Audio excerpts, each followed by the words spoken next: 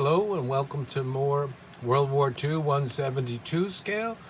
Today we're going to look at a self-propelled gun of the Germans in the style of their own Vespa 105, mounted on a French tank chassis, the Hotchkiss, by Alfred Becker. Was a colonel. He was in charge of taking a lot of the French armored vehicles that they captured intact in France 1940 and converting them into German use.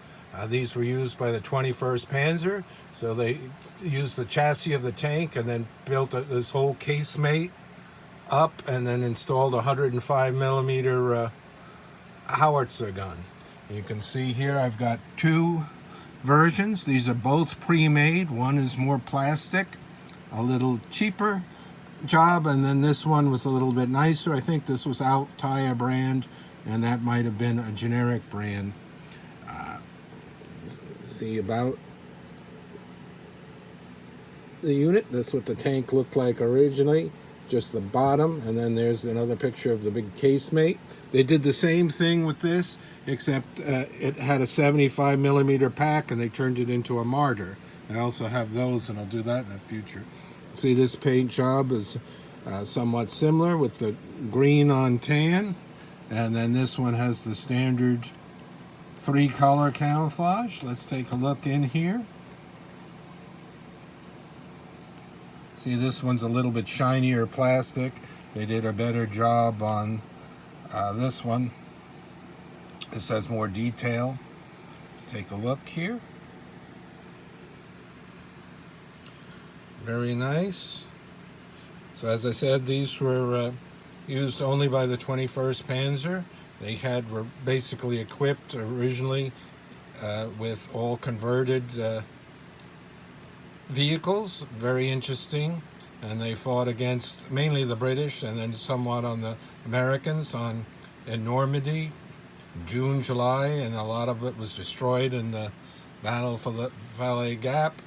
And then they were re-equipped after they lost a lot of things with more like Mark IVs and standards, and they fought on to the end of the war.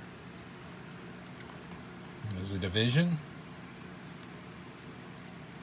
There's some famous newsreel footage of Field Marshal Rommel inspecting vehicles like this in the 21st Panzer, because he was in charge of the Normandy defenses, building up the defenses to help stem the tide when the Allies attacked at D-Day.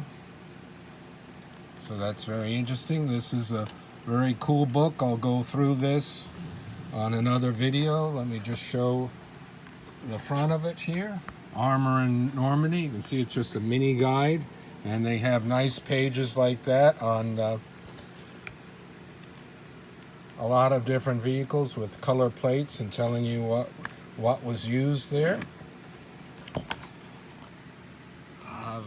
Very nice book. Good for modelers, for painting guides, and overall information. Good for war gamers that want to know more about the details of the vehicles themselves.